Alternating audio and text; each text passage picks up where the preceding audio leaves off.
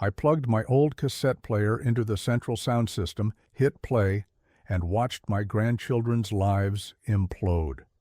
The reason?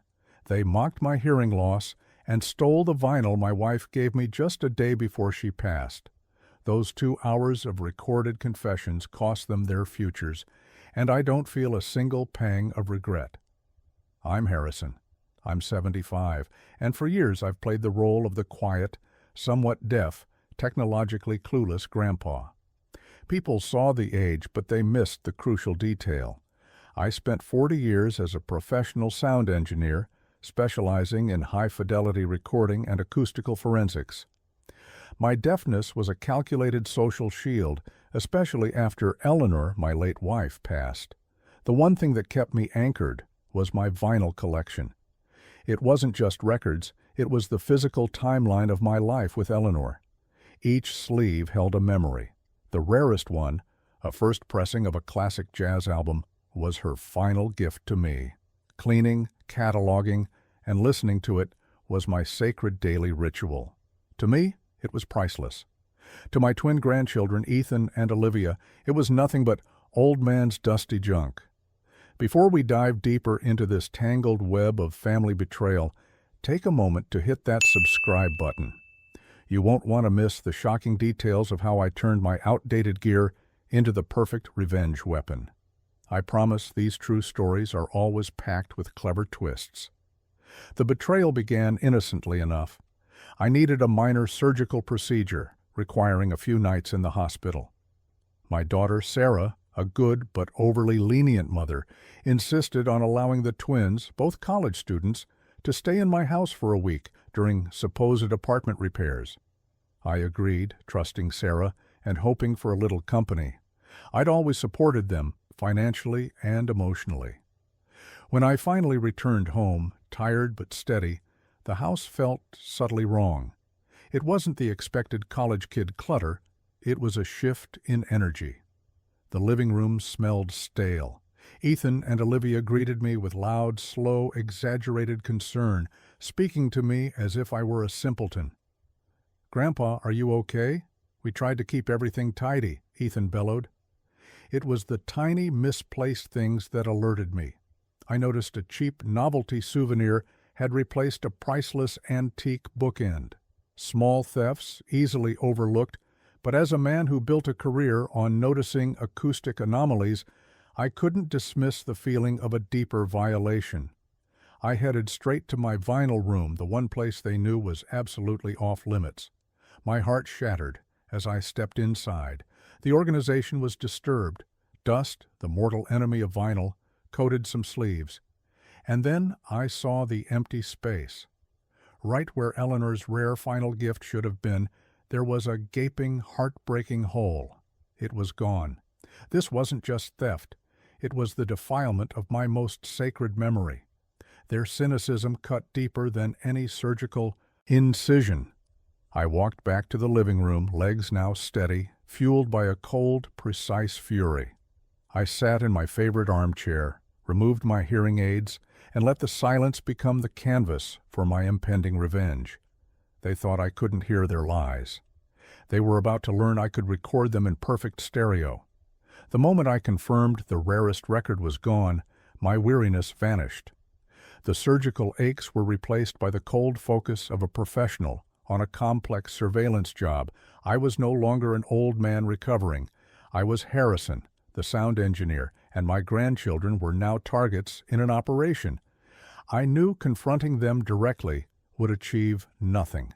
They would lie, their mother would defend them, and the record would be lost forever. If I wanted justice, I needed irrefutable proof, recorded in pristine quality. I needed them to confess everything on tape. That night, I started my surveillance. I pretended to struggle walking, leaning heavily on the banister, and told Ethan and Olivia, loudly and slowly, that the operation had definitely made my hearing worse. "I can barely make out what you're saying, dear," I announced, tapping my ear. This was the perfect setup. They saw confirmation of my frailty. I saw the first layer of their confidence thickening. The next morning, I watched them. They were students, yes, but their routine was less about studying and more about calculated greed. I noticed Olivia on her laptop, not doing homework, but scrolling through online marketplaces. Ethan, meanwhile, was talking on his phone in hushed tones near the living room window, mentioning a quick sale and cash only. I needed to hear them talking together in private. That opportunity came that afternoon. I strategically took my afternoon nap in the reclining chair in the living room, ensuring my empty hearing aid case was visible on the side table. As soon as I closed my eyes but left my mind sharp and my internal chronometer running, they got comfortable on the sofa. "Did you talk to Mark?" Olivia asked, her voice low but clear. I could hear every nuance, every cynical twist of her lip. "Yeah, he's buying the last 3, Ethan whispered back. "He said the jazz one was worth the most. Easy money, Liv. That old fool wouldn't know the difference if we replaced them with coasters." A jolt of pure, white-hot pain shot through me. It wasn't the theft. It was the casual, cruel disrespect. Old fool. Coasters.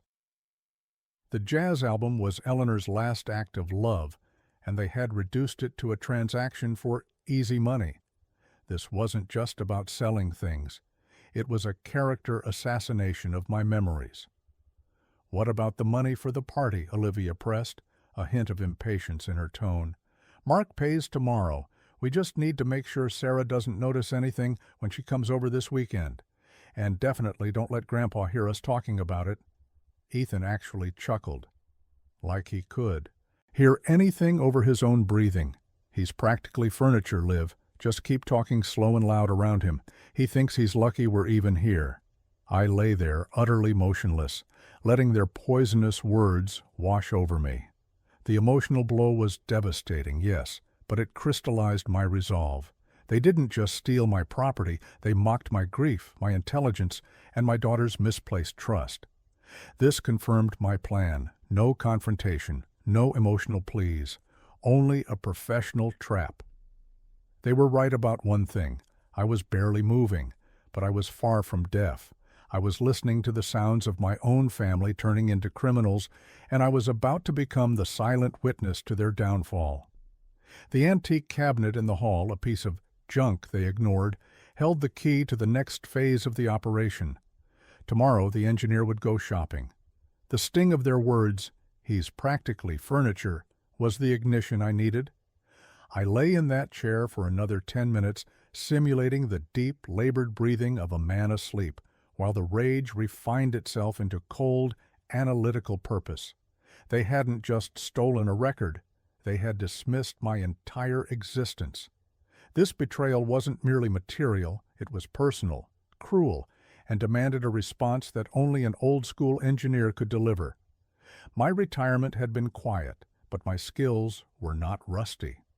Before the digital revolution flattened everything into compressed files, I worked with the subtle physics of sound. I understood directional microphones, hidden wiring, and the power supply required for long-term, high-quality audio capture. I realized my greatest asset wasn't money or status.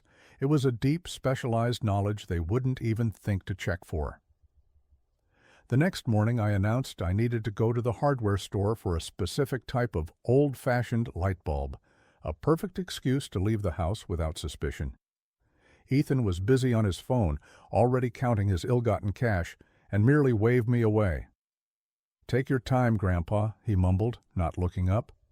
My destination wasn't a hardware store. It was a specialist electronic surplus shop 20 miles away, the kind of place only retired engineers and dedicated hobbyists knew about. I needed 3 things: a specific cassette deck, a professional microphone capsule, and some specialized wiring. I found exactly what I needed: an old, beat-up but perfectly functional Tascam portable cassette recorder. This wasn't the cheap dictaphone of their generation. This was a professional-grade field recorder capable of pristine audio fidelity and, crucially, modification. I specifically selected a model with a Vox, voice-activated exchange, function. It only records when it detects sound, saving tape, and making long-term surveillance seamless. I also purchased a tiny, high-sensitivity microphone capsule. My plan was not to hide the recorder itself in some obvious spot. My plan was to use the skills I honed decades ago, creating an acoustic camouflage. Back at home, the operation started immediately. I retreated to the basement workshop, a room they considered too dusty and dark to enter. I told them I was fiddling with old radio parts, knowing they'd write it off as another sign of my useless antiquity. My target for concealment was an old, heavy wooden speaker cabinet that had been sitting in the corner of the living room for years, disconnected and ignored. It was large, dusty, and perfectly situated near the sofa, their primary conversation zone. I carefully dismantled the Tascam. The key modification was separating the microphone input and running a near-invisible, hair-thin wire through the speaker's dust grill and down along the baseboard to the basement access point. This required surgical precision, and my old hands, though shaky from age, remembered the muscle memory. The Vox-modified Tascam would be safely hidden inside the speaker box, constantly powered and recording only when they spoke. While working, I recalled Ethan's words. He wouldn't know the difference. I chuckled to myself, a soundless, dry rasp. They had provided the perfect psychological cover, my age and my apparent technological backwardness. They wouldn't just ignore the speaker, they wouldn't even see it as a potential threat because it used obsolete technology. Before placing the final piece, I tested the microphone sensitivity. I whispered a sentence into the capsule from 10 feet away. Playing it back, the voice was crystal clear, completely dominant over any background noise. This wasn't just evidence. This was high-quality broadcast audio, perfectly framed for a devastating public debut. The trap was set. Now I just needed them to walk into it again, and this time, stay a while. With the Tascam recorder snug inside the old speaker cabinet and the tiny microphone perfectly camouflaged, the waiting game began. My role shifted completely. I had to sell the performance of a fragile, barely there grandfather even more convincingly. Every interaction with Ethan and Olivia became a carefully scripted scene. I deliberately fumbled with the TV remote, turning the volume up deafeningly high, only to dramatically switch it off, sighing loudly, "Can't hear a thing, not a blasted thing." I wore my large, bulky hearing aids visibly, but kept them turned off, creating an illusion of effort that was constantly failing. This reinforced their belief that they were operating in a safe zone. My goal now was not just to record their conversations, but to record the evidence of the crime itself, details about the sale, the buyer, and the specifics of their plot against Sarah, my daughter. I needed the full narrative, not just snippets of greed. For the next few days, the Tascam did its work, silently collecting data. I would sneak down to the basement once a day, when the twins were supposedly at class or grabbing fast food, to quickly check the tape. What I heard was worse than I expected. They were incredibly bold. One morning, the tape captured Olivia discussing the logistics of moving the remaining, heavier boxes of LPs. "We'll just tell Mom we're storing them for Grandpa because his hearing is so bad, he doesn't use them anymore," she said with a dismissive laugh. Ethan responded, "Yeah, and we'll tell her we're taking the money to pay for his medical supplies. She's too naive to ask questions, just like him." Hearing them openly plot to manipulate my daughter, their own mother, using my health as the excuse, hit a new low. It wasn't just about the records anymore. It was about the corrosive lack of character that had taken root in my own family. They saw weakness and kindness as opportunities to exploit. The most damning piece of evidence came late on the fourth night. The Vox function had activated, and the clarity was chilling. "Did you check for hidden cash, Ethan? Grandpa's old-fashioned. He probably keeps some under the mattress." Olivia's voice drifted in. "I checked the bedroom, nothing. But I saw an old safe deposit key in his desk. He's going to the bank tomorrow," I overheard him tell Mom. "Maybe he's moving money." "Are you kidding me? We need that money now for the party. Why wait for his old man shuffling? When we come back to help him tidy up on Friday, we need to find that key and make a copy just in case. This was a critical turning point. Their plan had escalated from theft of sentimental items to potential bank fraud. I now had concrete proof of their intent to commit a far more serious crime. This wasn't just my revenge. This was stopping them from ruining their lives completely, even if they wouldn't see it that way. The tension in the house was palpable, though only to me. They were relaxed, confident in my supposed oblivion. I, on the other hand, was living on pure adrenaline, waiting for the perfect moment to spring the trap. They had just given me a deadline. Friday. I knew I couldn't wait until then. It was time to push them, to ensure they returned one last time and recorded their final confession right into the hidden microphone. I needed to lure them back for the dramatic finale. The hunt was quiet, but the stakes were getting dangerously high. The urgency was mounting. With the twins escalating their plan to financial fraud targeting my safe deposit key, I knew I had to act quickly before Friday. I needed a decisive, recorded conversation that summarized their entire plot and their lack of remorse. I needed the final perfect nail in their coffin. My solution was simple, a classic misdirection designed to lure the greedy. I decided to introduce a completely fake, yet irresistible, target. That afternoon, I went to my study, the one place I had forbidden them from entering, thinking it would naturally draw their curiosity. I made sure to leave the door slightly ajar. Then, using my old, heavy-duty label maker, I printed a tag that read, "Funds for Eleanor's monument. Do not touch." I took a small, unmarked wooden box, one they would mistake for a makeshift safe, and filled it with $100 in crumpled, easily visible bills on top, with a few loose documents underneath. The box itself was placed prominently on the top shelf of my bookshelf, slightly out of immediate reach, making it seem valuable and important. I then returned to the living room and staged a discovery. I called out not too loudly but loud enough for them to hear, "Oh dear, I completely forgot about this old box.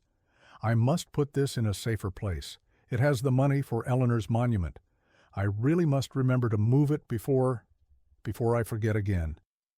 I exaggerated my feebleness, struggling to replace the box slightly off-center on the high shelf. The bait was set. By deliberately showing them the cash and invoking the emotional subject of their grandmother's monument, I targeted both their greed and their lack of respect for Eleanor's memory. Later that evening, the Vox recorder confirmed the effectiveness of the lure.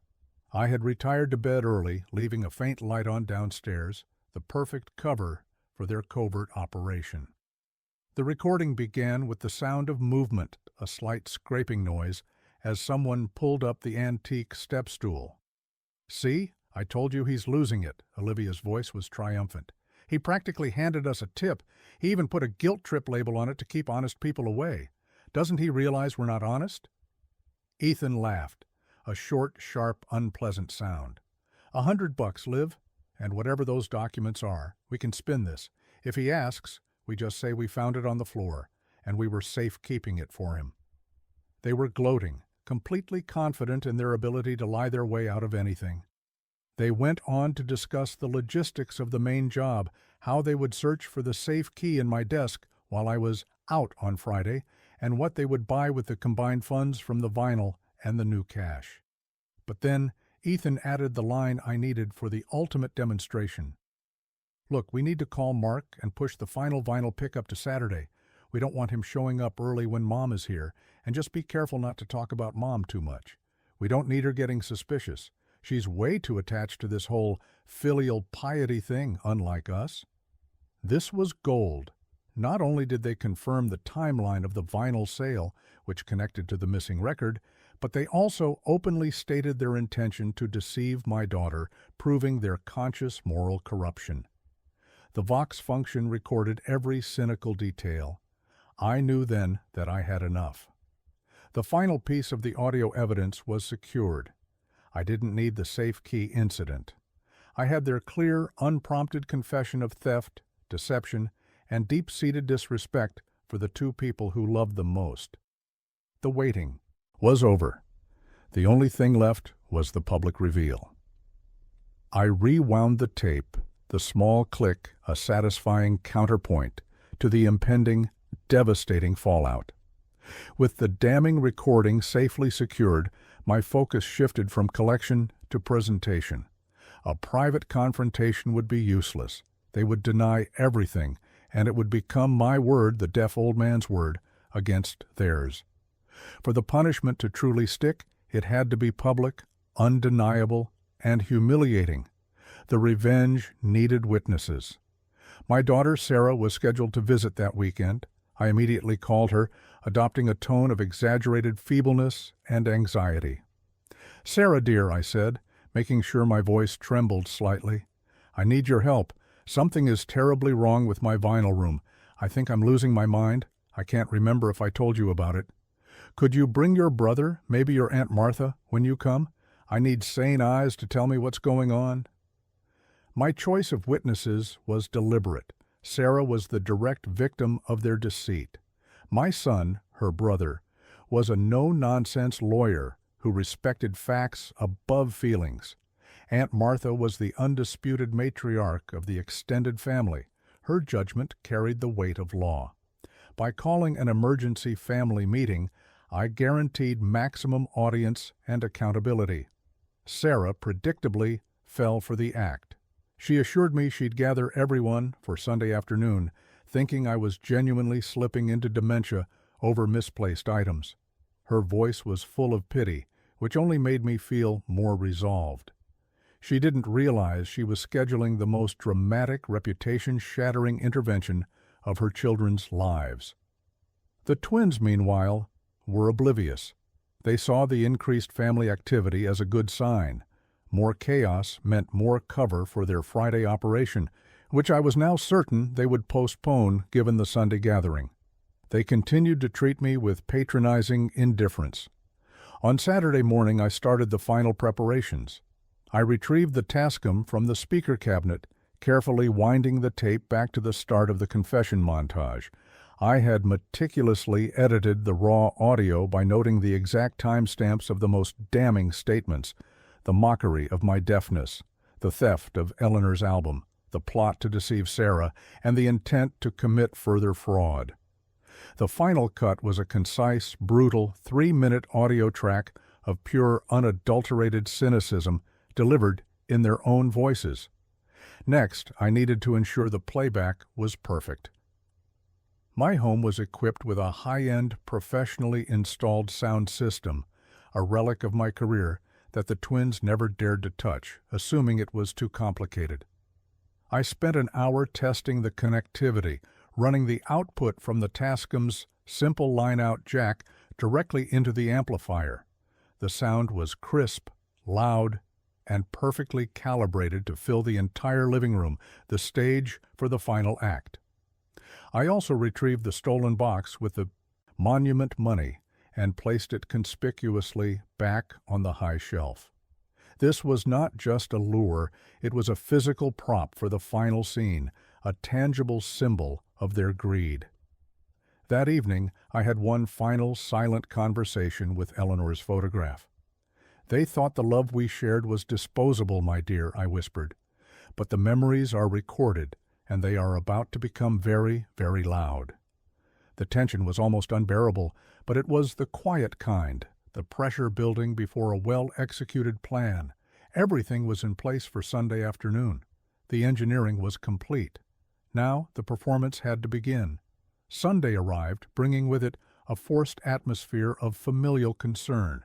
Sarah arrived first, followed shortly by my brother-in-law, the lawyer, and Aunt Martha, who had driven an hour and a half just to attend what she clearly viewed as a sad, necessary intervention for my declining memory.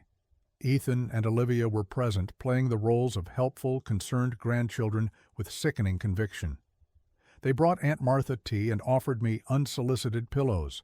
I watched them, a cool detachment settling over me. They were performing for their audience, oblivious to the fact that they were the main event. I opened the meeting by playing the feeble, confused elder. I focused the attention entirely on the missing vinyl. "Thank you all for coming," I said, my voice deliberately shaky. I pointed toward the empty space in my vinyl cabinet.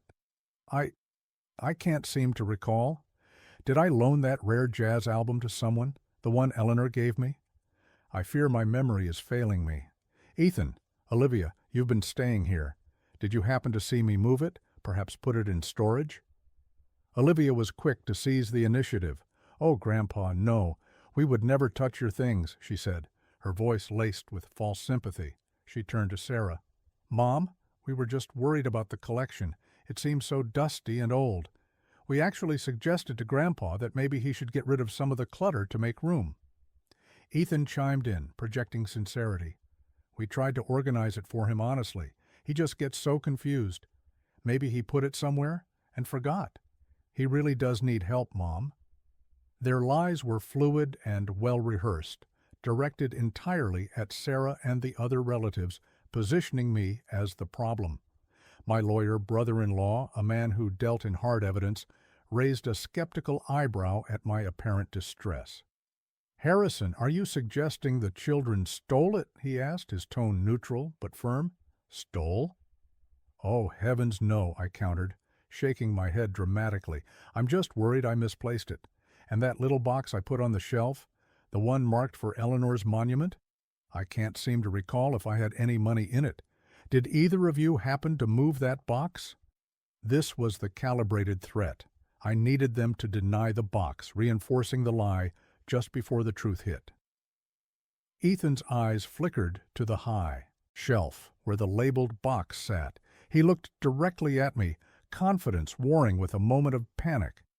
"Grandpa, we would never touch something like that. We haven't even been in this room much, besides checking on you. Honestly, we are quite offended you would suggest it." Olivia put a hand on his arm, a gesture of faux distress. "We are only here to help, Grandpa. You should really trust us." Sarah was clearly torn between loyalty to me and belief in her children. "Dad, stop. I'm sure they haven't touched anything. They are good kids," she pleaded, shooting a warning look at the twins. This was the perfect moment. Their denials were on record. Their false sincerity was witnessed by all the key players. They had completely trapped themselves with their own hubris. I had let them dig their hole deep enough. I felt the cold, hard satisfaction of a perfectly executed plan. The stage was set for the crushing weight of reality. I looked directly at my lawyer brother-in-law, letting the facade of the confused old man drop for the first time. My voice was suddenly clear, steady, and utterly devoid of emotion. "You're right. I shouldn't just rely on my memory, should I?" I slowly reached under my armchair. The silence in the room was absolute. The moment I reached beneath my armchair, the atmosphere in the room changed from pity to sharp, startled confusion. Ethan and Olivia watched my hand with growing apprehension, their practiced smiles freezing on their faces. They expected me to pull out a handkerchief, maybe a bill, or perhaps another piece of junk. Instead, I slowly lifted the object into view, my old, worn, professional-grade Tascam portable cassette player. It looked heavy and utterly obsolete next to the sleek smartphones and tablets everyone else carried. The silence was thick enough to cut with a knife. "What is that, Dad?" Sarah asked, her voice laced with sudden anxiety. She recognized the change in my demeanor. The feebleness was gone, replaced by the calm, commanding presence of the engineer she hadn't seen in decades. I ignored her. My eyes were fixed on the twins. Ethan looked perplexed, almost amused. Olivia, however, seemed to have grasped the danger instantly. A sliver of genuine fear crossed her eyes, which quickly vanished behind a forced look of confusion. "You see," I began, my voice clear and steady, "while my hearing may be imperfect, my technical skill is not. As a sound engineer, I learned a long time ago that the most reliable evidence isn't what people say to your face, but what they say when they think no one is listening. You see this old machine? You probably think it's just a relic." I rose slowly, deliberately, not needing the banister now. I walked over to the central sound system, the high-end amplifier they had never noticed, and connected the Tascam's output cable directly into the main input jack. The clicking sound of the connection echoed loudly in the stunned silence of the room. When I realized my sacred memory, the last gift from Eleanor, was missing, I knew I couldn't trust a direct answer, I continued, addressing the room, but only speaking to the twins. I knew my word as a supposedly deaf man would be easily dismissed against the sincerity of two college students. I pointed to the old, dusty speaker cabinet in the corner, the one they had so easily ignored. "You often discussed your plans right here on the sofa," I said, a dangerous quiet in my tone. "And you correctly assumed that this old speaker was just junk. What you didn't realize is that I repurposed it. Inside that cabinet is a professional-grade microphone connected to this antique recorder running in voice-activated mode." Ethan finally opened his mouth to speak, a panicked denial forming on his lips. "Grandpa, this is ridiculous." "Quiet," my brother-in-law commanded, recognizing the shift in the situation. I held up the Tascam. The cassette tape inside was visible, a symbol of outdated technology about to deliver a modern, crushing blow. "I recorded every one of your conversations from the moment I returned home," I stated flatly. "I recorded you plotting the sale of the stolen vinyl, laughing at my old man's dusty junk, mocking your mother's kindness, and even planning how to steal the money I set aside for your grandmother's monument." I looked directly at Olivia, whose face was now ghost white.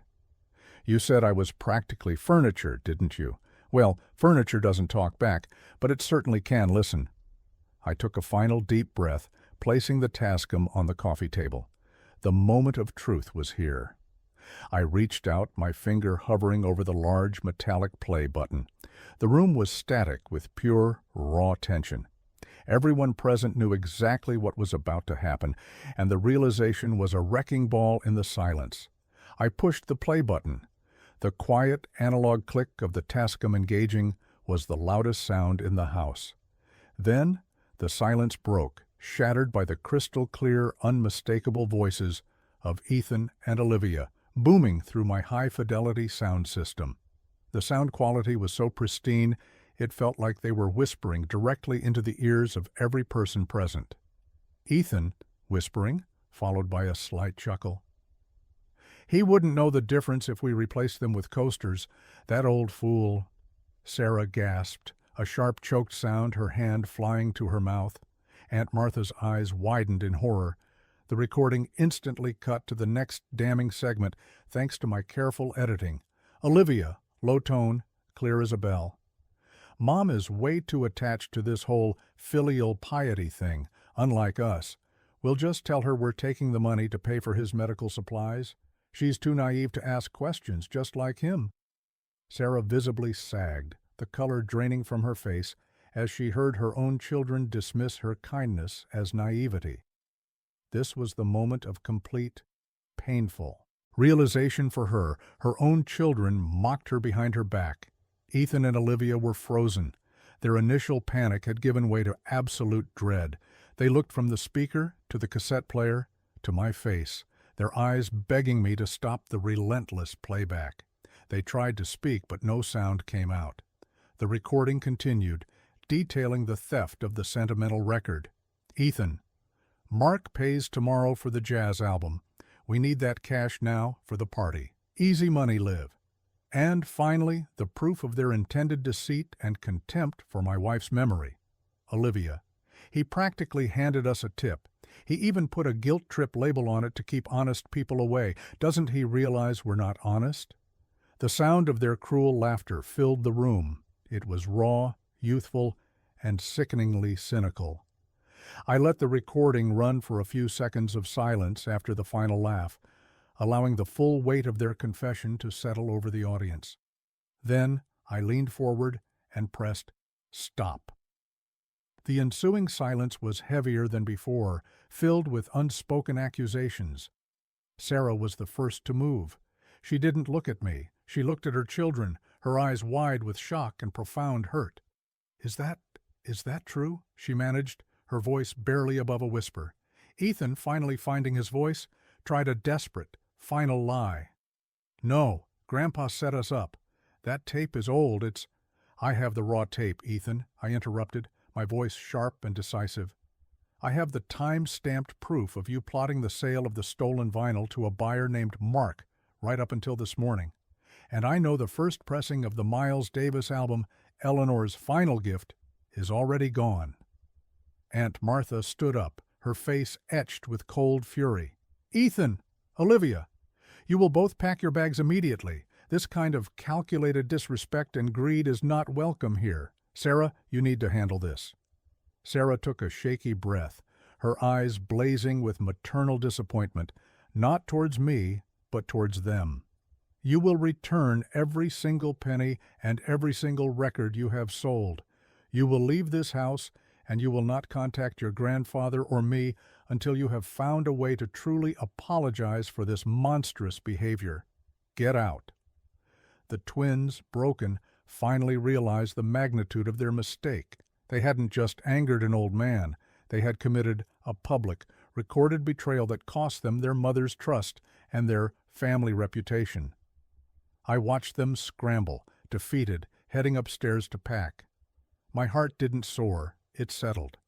Justice had been served, not through violence or legal fees, but through the precise, irrefutable truth captured by a piece of obsolete junk. My engineer's mind had won. The aftermath of the audio playback was a heavy silence, punctuated only by the furious whispers of Aunt Martha and my lawyer brother-in-law, who immediately began advising Sarah on how to recover the funds and the remaining records. The twins, defeated and ashamed, were upstairs packing in sullen haste. Sarah finally turned to me, her eyes wet but clear. "Dad," she whispered, her voice cracking with the strain of disappointment and realization. "I am so sorry. I should have trusted you. I was so blind, so eager to believe they were just good kids who needed help." I reached out and placed a hand on hers. "You were a loving mother, Sarah. That is a strength, not a weakness. But sometimes love needs evidence. They weren't just stealing from me, they were stealing from their own future by destroying their character. I did this not just for justice, but to stop them from going down a path where lying and manipulation became their default." Over the next few weeks, the consequences were swift and clean. Sarah made the twins move out immediately and compelled them to contact the buyer, Mark, to recover the sold records, forcing them to use the party money they had saved to buy back the rare jazz album. They faced a complete loss of trust and financial independence. The public humiliation at the family meeting was the true, indelible punishment. They now carried the stigma of recorded, undeniable greed. For me, the restoration of my collection and my dignity was a profound relief. The beautiful Miles Davis first pressing was back in its place, clean and safe. But the real change was in me. Playing the deaf old man was no longer necessary. I had exposed their deceit, and in doing so, I had shed the fragile persona I had adopted since Eleanor's death. I realized I wasn't just a retired engineer. I still possessed valuable, rare skills. I began focusing on my workshop again. I cleaned up my old equipment, not to catch criminals, but to share my passion. I started a small, niche YouTube channel called The Analog Ear, where I reviewed vintage audio equipment, demonstrated sound restoration techniques, and told non-personal, fascinating stories from my time in acoustical forensics. The channel quickly gained traction. People were fascinated by my knowledge and the warmth of the analog world. My final victory wasn't the revenge, it was reclaiming my purpose and proving that age doesn't diminish expertise. I am Harrison, the sound engineer, and now I'm a happy content creator, respected for my sharp mind and my clear hearing. My life isn't quiet anymore, but the sound of my life is now perfectly in tune. Now I want to ask you, did I handle this situation correctly? Would you have used the audio recording, or would you have chosen a different path? Let me know what you would have done in my place in the comments below. If you enjoyed this story of high-tech revenge using ancient gear, please like this video and subscribe so you don't miss any of my upcoming true stories and technical breakdowns. Thank you for listening.